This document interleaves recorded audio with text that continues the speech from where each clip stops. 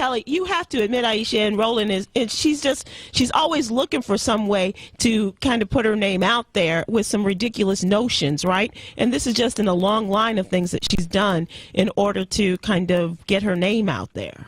Oh, it is. And Aisha, does it also reinforce, though, to your point, growing up as a child, you're seeing these images, it reinforces where for black kids and Hispanic kids, it's, look, except that it's a white world and you don't matter. All right, folks, welcome back to the Steve Malzberg Show. The voice of the one and only Roland Martin, and, of course, former CNN political analyst, now host of his own brand new show, News One Now on TV One. Hello, my friend. Hey, Steve, what's happening? Merry Christmas to you. Merry Christmas, Happy Holidays, Hanukkah, Kwanzaa, Valentine's Day. Valentine's Day. Valentine's Day. I may not talk to you for a couple of months. I want to get MLK and Valentine's Day all in at one time. No. Well, I have every intention of talking to you again after the holiday before Valentine's Day. So I hope you're not telegraphing that you're not coming back for a couple of months. Anyway, I'm not scared to come on. I know I'm not. No reason to be scared. You and I go way back, and our family, my family, and you go way back too. Okay, so let's talk a little bit about what you said about Megyn Kelly. Sure. To me, it kind of falls into line with what the culture editor of Slate wrote about to start all this, saying that when she was a little girl, you know, her parents would bring black Santa Clauses into her life through the house or church or whatever, but, you know, she felt kind of like humiliation and shame at a white Santa Claus being shoved down her throat, and I just don't understand that. So explain it to me. Right. Here's the deal, and in fact, I will use some empirical data. Do you remember the famous doll studies of Dr. Kenneth and Mamie Clark that formed the basis that was significant in the Brown versus Board of Education decision? Okay. Okay. In the famous doll study, what they did was they tested black children and they showed them white dolls and black dolls. And what they found was that even the black kids saw the black dolls as being negative, bad, and ugly, and the white dolls as being beautiful and perfectly accepted. A couple of years ago, Soleil O'Brien did a piece with Anderson Cooper where they got with an additional a doctor today who recreated those doll tests, and you saw similar things.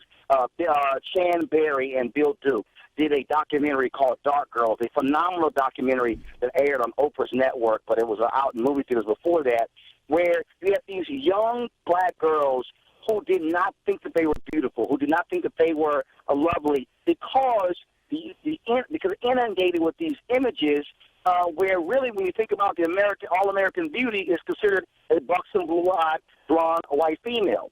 The point about images is that they're so significant into our subconscious. Look at any girl, especially you look at young white girls, in terms of anorexia and bulimia, because the image that is being projected in mass media is to be, frankly, rail thin. That's what's healthy, and so you have that. So the point Aisha was making, and the point that I totally understand, is because I've had to live this, is that when all you see are images that are not African American, that what is accepted, that what is supposed to be is white, it plays into that, and it is a huge issue. And when you look at the data, the empirical data, it's there. And I think that if you're not African American, if you're not Hispanic, if you don't quite understand it, Steve, I think you and I fully understand the images that are out there that women, young girls, have to deal with as men. Well, let me say something. I don't understand why any black girl growing up when she doesn't seem to be that old, especially when she had parents who put a black Santa Claus in the house. It would have begged the question from her, well, is Santa Claus black or white? And her mother or father could have given her an explanation if she was so torn. But she wants to spare non-white children the pain of this humiliation and you know. No, actually, I disagree. I think that's what she said. I think what she. Here's the deal. I mean, I talked to her, and not only on. But I read that's what she wrote. I mean, that's what she wrote originally. Right. But here's the deal. First, and I think that for her, and look, I've heard. I've done this issue for years in terms of understanding these images. And I'll take it further. There was a study, Associated Press did a story several years ago, Steve, that talked about it dealt with black men in the workplace, and they talked about these stories, and it talked about in terms of how they respond in the workplace and not being able to respond the way they would want to. Let me be very careful in terms of how much bass I have in my voice and how I respond. I'll never forget the Chicago study that dealt with the reaction of a light-skinned black CEO compared to a dark-skinned black CEO in the workplace. And you have those differences there. All right, Roland, we can take every, with all due respect, cockamamie social study and try to make something of it. You know what? When I respond to my boss, I'm careful about how I respond to my boss, and we're both white. So what difference does all this make? Steve, you know as well as I do. You know as well as I do when you look at reality. Look, man, it's some stuff. Look, a white guy who can be angry and upset on TV, you know what they are? A passionate guy. A black guy does it, it's the angry black man syndrome. I mean, I personally, I will, this thing. Really? And a black guy on TV could say whatever he wants, basically, if he's a liberal, and get away with it. And an angry white guy will get fired if he says the same thing in reverse. So come on, Roland. I don't disagree with that. But again, the point is this here. When you look at the overwhelming images and what is there in terms of in mass media and billboards and what is being fed, that is what you're seeing. What Aisha is saying is that we are becoming a more multicultural country. And so here's the deal. So what are you supposed to do? Change Santa Claus? Steve, here's the deal. You want it to be a penguin? Do you want it to be a penguin, Roland?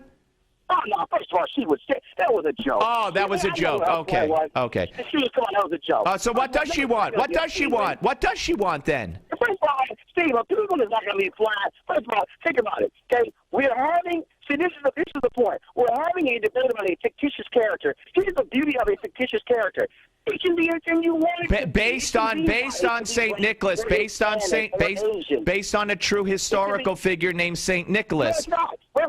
Okay, first of all, since you want to go down that line, it's based on a true historical St. Nicholas.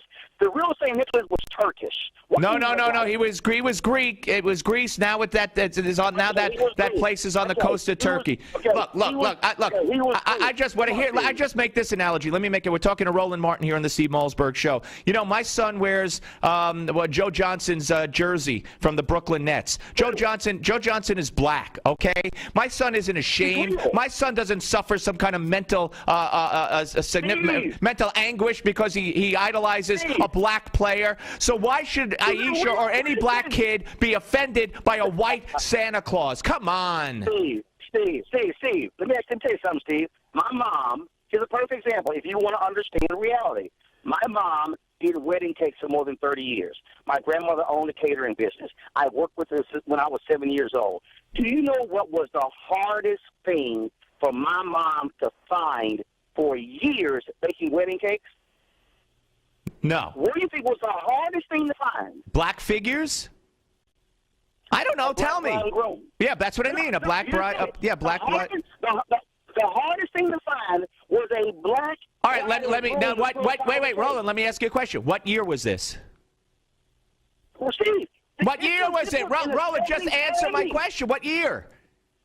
This was in the 80s. In the 80s? All right, look, maybe, you know what, all I can say is, Roland, if there was Roland, let me ask you something. If there was a demand for black figures and a black business owner or a black person could have made money by producing them, why didn't they? Why didn't your black mother, why didn't your black mother have a black supplier to go to? Why? Steve, why did any black people make black figures? Steve, let me help you here. And this is the point that you're missing.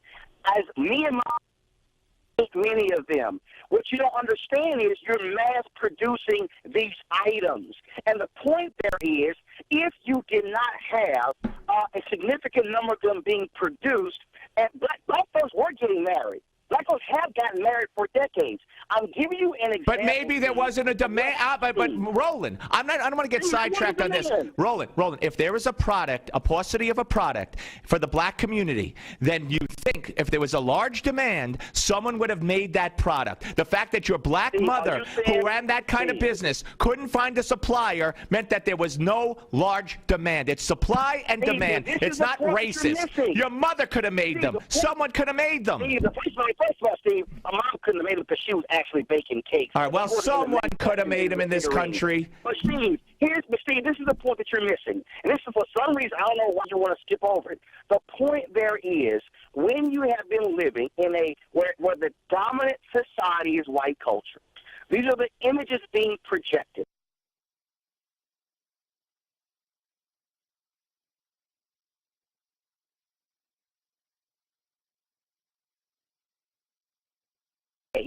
And you still deal with it, is the reality. So when we're talking, you can say, oh, Pocomania, whatever, but it's not your reality. And this is the point, Steve. You don't have to live it. It's just like as men. We can sit here, oh, that's those women. We can dismiss that. But, Steve, it's real because we're not women. We don't have to deal with the same stuff. Right. And if you can't recognize the reality, Steve, that we do live in a country where images matter and what you project. All right. Well, I'm not willing to change it. Then let the black community produce their own heroic images and iconic images going forward, not changing traditional images like Santa Claus. Let's move on. Wait. You said changing traditional images. Why can't Santa be a black guy? Because he's not. Because he's already established as Santa Claus. Because he's not. Because he's established. Wow. Okay. What's that? That means that. So in your world, Superman. Oh, a brother could never play Superman. No, he could, but then he'd be a sure. Well, look, if you want to change iconic figures going forward and change their race, then be my guest. I couldn't care less, but I wouldn't consider Superman black because Superman's always been white. Wait, let me ask you a question. Is Megyn Kelly racist for her belief? Am I racist? No, you know what? No, here's the deal right here. This is a fundamental problem we have whenever we have this discussion. We have two extremes. We have racist, non-racist. Did you hear me call her racist? No. Did you see me hint that? No. But for some reason, Steve, in America, and I've seen this on television, and I've discussed it, I discussed it yesterday on my TV One show, where I had two black conservatives who are extremely conservative, more than you are, who even said that Megyn on this issue is not educated. The problem here, Steve, is that we have to recognize that somebody doesn't have to be racist, but you can look at, in terms of their perceptions, stereotypes, you can look at upbringing, and so stop jumping to that. To me, all right, we got 30 seconds. We got 30 seconds. Should we change Santa Claus? Should we change Superman? What's your solution? Here's the deal. Quick. No, here's the deal. We can have a white Santa, a black Santa, Hispanic Santa, because you know what?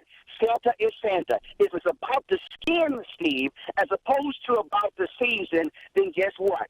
Be that way. But I say if it's about the season, I want to see Santa in all colors. In fact, if we want to all right, Roland. Santa, so it's like Roland, Merry Christmas. Roland, I got to go. Merry Christmas, Roland. Merry Christmas. News One now is the show on TV One. Roland Martin. Thanks, Roland. Steve Malzberg Show right here on Newsmax TV and radio.